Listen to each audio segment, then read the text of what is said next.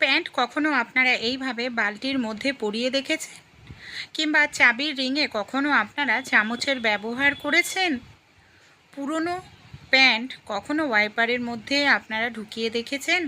এমনই কিছু অসাধারণ টিপস আপনাদের সঙ্গে শেয়ার করব। যদি ভালো লেগে থাকে টিপসগুলি, অবশ্যই আপনারাও কিন্তু প্রত্যেক দিন অ্যাপ্লাই করে দেখতে পারেন। ঘন্টার কাজ মিনিটে শেষ হয়ে যাবে।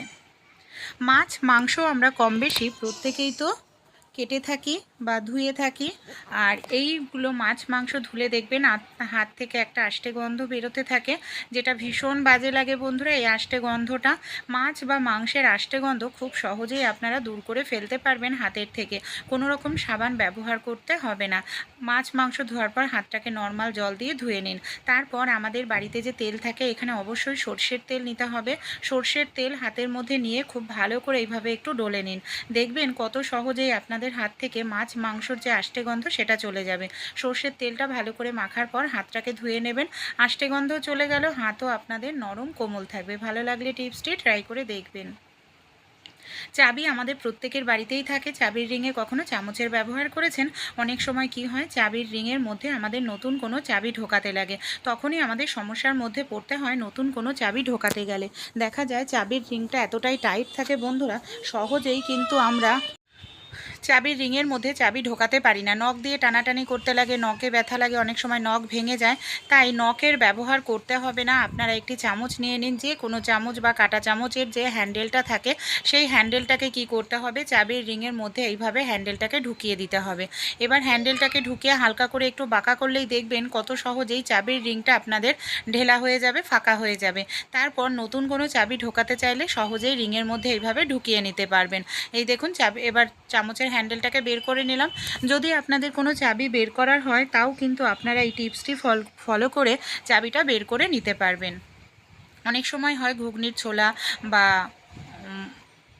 মটর আমরা ভেজাতে ভুলে যাই, হয়তো রান্না করতে যাব তখন আমাদের মনে পড়েছে যা ভেজানোই হয়নি। তাই যদি আপনাদের ক্ষেত্রেও এরকম হয় যে ভেজাতে ভুলে গেছেন, তাহলে কিভাবে আপনারা এটা কয়েক মিনিটের মধ্যে ভিজিয়ে নিতে পারবেন, চলুন তাহলে আমরা দেখে নিই। এর জন্য আমাদের ছোট্ট একটি কাজ করতে হবে। আমাদের প্রত্যেকের বাড়িতেই হটপট বা ক্যাসারল থাকে। হটপট বা ক্যাসারলের মধ্যে ছোলা হোক বা ঘুগনির মটর দিয়ে দিন। এবার এর মধ্যে আমাদের দিয়ে দিতে হবে বন্ধুরা গরম জল। এখানে আমি গরম জল দিয়ে দিলাম বেশ কিছুটা পরিমাণ। এবার আমি এর মধ্যে দুটো জিনিস ব্যবহার করব, সেটা হলো খাবার সোডা আর নুন। প্রথমে 1 চামচ পরিমাণ নুন দিলাম, কিছুটা পরিমাণ খাবার সোডা দিলাম। খুব ভালো করে মিশিয়ে নিয়ে তারপর ঢাকনাটা বন্ধ করে 15 থেকে 20 মিনিটের জন্য এইভাবে রেখে দেব। হটপটের মধ্যে 20 মিনিটের পর আমি ঢাকনাটা খুলে নিচ্ছি। দেখুন ঘুগনির মটরগুলো কত সুন্দর ফুলে উঠেছে। এবার যদি আমরা এটাকে রান্না করে খাই, খেতেও ভালো লাগবে আর এটা খুব সুন্দরভাবেও সেদ্ধ হবে। দেখুন এইভাবে ধরলেই কিন্তু সহজেই এটাকে আমরা ফাটিয়ে নিতে পারছি, টুকরো হয়ে যাচ্ছে। এমার্জেন্সি সময় অবশ্যই ছোট্ট টিপসটি ট্রাই করে দেখবেন। ছাতা আমরা কম বেশি প্রত্যেকেই ব্যবহার করে থাকি। ছাতাতে কখনো আপনারা পাউডারের ব্যবহার করেছেন? কেন আমরা ছাতাতে পাউডারের ব্যবহার করব, চলুন তাহলে দেখে নিই। আমাদের বাড়িতে যে ছাতা থাকে বন্ধুরা, আমরা বর্ষা হোক বা শীত গ্রীষ্ম যে কোনো ঋতুতেই কিন্তু ছাতা ব্যবহার করি। অনেক সময় দেখবেন ছাতাটা ভেজা অবস্থায় গুটিয়ে রাখি, বা ছাতাটাকে এইভাবে অনেক দিন ধরে গোটানো রয়েছে। এতে কি হয়, ছাতার মধ্যে ঘেমে যায়, ছাতার কাপড়টা নষ্ট হয়ে যায়, বা ছাতাতে জল থাকলেও দেখবেন ছাতার কাপড় নষ্ট হয়ে যায়, বাজে দুর্গন্ধ হয়ে যায়। তাই যখনই আপনারা ছাতাটাকে গুছিয়ে রাখবেন, ছাতার মধ্যে সামান্য পরিমাণ এইভাবে একটু পাউডার ছড়িয়ে দিন। এইভাবে একটু পাউডার ছাতার মধ্যে ছড়িয়ে দিলেই দেখবেন ছাতার মধ্যে যদি জল থাকে সেই জলটাও শুকিয়ে যাবে। ছাতার থেকে ভীষণ বাজে একটা দুর্গন্ধও কিন্তু বেরোবে না। আপনাদের ছাতাটা একেবারে পরিষ্কার পরিচ্ছন্ন থাকবে। আইডিয়াটি যদি ভালো লেগে থাকে অবশ্যই কিন্তু আপনারা ট্রাই করতে ভুলবেন না। আশা করছি উপকার পাবেন। আমাদের বাড়িতে যে বেলন চাকিতে আমরা প্রত্যেক দিন রুটি বেলে থাকি বন্ধুরা, অনেক সময় দেখবেন বেলন চাকিটা আমরা এইভাবে মেজোতে নিয়ে রুটি বেলতে গেলে কি হয়, বেলন চাকিটা নড়াচড়া করে, পারফেক্ট রুটি বলা যায় না। আর এই যে আমরা আটাটা নিচ্ছি, এতে বেলন চাকির মধ্যে পড়ছে, খানিকটা বাইরে পড়ছে, এতে আমাদের কিচেন স্ল্যাব বা ঘরের মেঝেও নোংরা হয়, আটাটাও নষ্ট হয়। জায়গাটা আবার পরিষ্কার করার জন্য আমাদের অনেকটা সময় ব্যয় করতে হয়। তাই যখনই আপনারা রুটি করবেন, আমাদের প্রত্যেকের বাড়িতেই খবরের কাগজ থাকে। এরকম একটি খবরের কাগজ নিয়ে নিন। যেহেতু আমি প্রত্যেক দিনই খবরের কাগজে চামচের ওপরেই রুটিটা বেলি বেলন চাকি রেখে। এইভাবে বেলন চাকি যদি রাখা হয়, বেলন চাকি রুটি বেলার সময় নড়াচড়া করে না। আর এই যে আমরা আটাটা দেবো, এই আটাটা কিন্তু আমাদের মেজোতে বা কিচেন স্ল্যাপেও পড়বে না, পেপারের ওপরেই পড়বে। এর ফলে আটাটা নষ্ট হবে না। রুটি বেলা হয়ে গেলে আটার কৌটোর মধ্যেই আটাটাকে ঢেলে রাখে আবার আমরা ইউজ করতে পারবো। এতে আমাদের সংসারের খরচটাও কিছুটা হলেও কমবে, তাই না? রুটিটাও কত সুন্দর দেখুন পারফেক্ট বেলা হয়েছে। ভালো লাগলে টিপসটি অবশ্যই ট্রাই করে দেখবেন।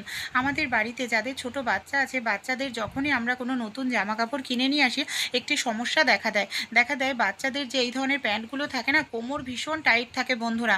আর বাচ্চারা পরলে দেখা যায় কান্নাকাটি করতে থাকে, কারণ যে গার্ডারটা স্টিক বা ইলাস্টিকটা থাকে ভীষণ টাইট। তাই বাচ্চাদের নতুন জামা প্যান্ট পরানোর আগে বিশেষ করে প্যান্ট গার্ডার দেওয়া এইভাবে বালতি বা কোনো গামলা নিয়ে নিন, তার মধ্যে আপনারা ঢুকিয়ে নেবেন।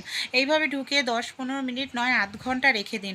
আধ ঘন্টা রেখে দিলেই দেখবেন ইলাস্টিকটা ঢেলা হয়ে যাবে। তারপর বাচ্চাদের পরালে বাচ্চারা কান্নাও করবে না, কোমরে দাগ হবে না, এমনকি বাচ্চাদের ব্যথাও লাগবে না। আমি এখানে নিয়ে নিয়েছি বন্ধুরা একটি পুরনো প্যান্ট। এই ধরনের অনেক পুরনো প্যান্ট আমাদের বাড়িতে থাকে, যে প্যান্টগুলোর হয়তো গার্ডারটা ঢেলা হয়ে গেছে। আর গার্ডার ঢেলা হয়ে গেলে প্যান্টগুলো পরা হয় না বা প্যান্টটা ছিঁড়ে গেছে, এই ধরনের প্যান্ট আমাদের নিয়ে নিতে হবে। এবার আমি কি করব, এখানে আমি নিয়ে নিচ্ছি বন্ধুরা ওয়াইপার। পুরনো প্যান্টের মধ্যে এইভাবে দেখুন আমি ওয়াইপারটাকে পরিয়ে নিচ্ছি। এইভাবেই আমাদের কিন্তু ওয়াইপারটাকে পরিয়ে নিতে হবে। এবার আমরা কি করব, ওয়াইপারটাকে পরানোর পর যাতে প্যান্টটা ওয়াইপার থেকে কোনোভাবেই খুলে না যায়, দুটো জামা কাপড়ের ক্লিপ দু সাইড দিয়ে এইভাবে আমি খুব ভালো করে একটু লাগিয়ে দিলাম। এই দেখুন যেভাবে আমি লাগিয়েছি ঠিক আমাদের এইভাবেই লাগিয়ে নিতে হবে। এবার আমরা এটার সাহায্যেই কিন্তু খুব সহজেই আমাদের ঘরটাকে মুছে নিতে পারি। এমনকি এইভাবে যদি আমরা ঘরটা মুছি, আমাদের হাঁটু যন্ত্রণা কোমর যন্ত্রণাও করবে না। যেখানে আমাদের হাত পৌঁছায় না সেই সব জায়গাতেও কিন্তু আমরা খুব সহজেই ঘরটাকে মুছে নিতে পারবো। এই দেখুন কত সহজেই আমি এখানে ঘরটাকে কিন্তু মুছে নিচ্ছি। এমনকি ঘরটা যখন আমাদের মোছা হয়ে যাবে, ক্লিপ দুটোকে খুলে আবার আমরা এই গেঞ্জি প্যান্টটাকে ধুয়ে দেব, পরের দিন ইউজ করতে পারবো। ছোট ছোট টিপস ভালো লাগলে অবশ্যই আপনারাও ট্রাই করে কিন্তু দেখবেন। কাঁঠালের বীজ বা দানা কম বেশি আমরা প্রত্যেকেই খেয়ে থাকি, খেতে ভালো লাগে তরকারিতে। কিন্তু সমস্যাটা কি হয়, কাঁঠালের বীজের খোসা ছাড়ানো। দেখুন ওপরের যে পাতলা সাদা খোসাটা আছে এটা কিন্তু সহজেই ছেড়ে যায়, এটা ছাড়াতে কোনো অসুবিধা হয় না। কিন্তু লাল কালারের যে একটা পাতলা খোসা থাকে না, পাতলা একটা আস্তরণ, এটা কিন্তু সহজে ছাড়ানো যায় না। এটা ছাড়াতেই কিন্তু আমাদের মুশকিলে পড়তে হয়, কারণ এই পাতলা খোসাটা যদি তরকারিতে দেওয়া হয় তরকারির কালারটাও বাজে হয়ে যায়, এমনকি রান্না করার পর দেখবেন খোসা খোসা মতো উঠতে থাকে, ভালো লাগে না। সহজ একটি টিপস আপনাদের সঙ্গে শেয়ার করবো। এর জন্য আপনাদের কি করতে হবে চলুন দেখে নিই। সবার প্রথমে দেখুন এখানে আমি সাদা কালারের খোসাটাকে ভালো করে ছাড়িয়ে নিয়েছি। এবার আমি একটি পাত্রের মধ্যে নিয়ে নেব বন্ধুরা, এটাকে এর মধ্যে দিয়ে দেবো বেশ কিছুটা পরিমাণ গরম জল। আর এখানে আমি দিয়ে দিচ্ছি সামান্য পরিমাণ খাবার সোডা। এটাকে 10 মিনিটের জন্য আমি ভিজিয়ে রাখবো। তারপর এখানে আমাদের নিয়ে নিতে হবে বন্ধুরা এই ধরনের কৌটো বা জলের বোতল, যেগুলোতে ডিজাইন করা থাকে। এই ধরনের কৌটো বা জলের বোতল নিতে হবে। তার মধ্যে কি করব, এই যে কাঁঠালের বীজগুলোকে ভিজিয়ে রেখেছিলাম সেই বীজগুলোকে সামান্য পরিমাণ একটু জল দিয়ে এই কৌটোর মধ্যে আমি নিয়ে নিচ্ছি। পুরোটা কাঁঠালের বীজই নিয়ে নেব। তারপর ঢাকনাটা বন্ধ করে কিছু সময়ের জন্য আমাদের এইভাবে একটু ভালো করে নাড়াচাড়া করতে হবে। এইভাবে যদি আপনারা ভালো করে একটু ঝাঁকিয়ে নিতে পারেন তাহলেই দেখবেন কত সহজেই আপনারা বীজের খোসাটাকে, যে লাল কালারের খোসা, সেটাকে ছাড়িয়ে নিতে পারছেন। আর এইভাবে যদি খোসা ছাড়ান, আপনাদের হাত দিয়ে ছাড়ানোর প্রয়োজন পড়ে না, এমনকি খুব সুন্দরভাবে পাতলা যে লাল কালারের খোসাটা উঠেও আসে। এই দেখুন আমি এবার ঢেলে দেখাচ্ছি। এবার আমি কি করব, নর্মাল জল দিয়ে খুব ভালো করে একটু ধুয়ে নেব। এবার যদি তরকারি রান্না করা হয় তরকারির কালারও কিন্তু লালচে হবে না, তরকারিটাও খেতে ভালো লাগবে। হালকা করে একটু কষলে নিলেই দেখবেন কত সহজে খোসাগুলো আমাদের উঠে পরিষ্কার হয়ে গেছে। তাই ভালো লাগলে এই আইডিয়াটি অবশ্যই আপনারাও কিন্তু ট্রাই করে দেখবেন। আশা করছি আপনারাও উপকার পাবেন। আমার চ্যানেলের নতুন বন্ধু হলে অবশ্যই আমাকে সাপোর্ট করতে ভুলবেন।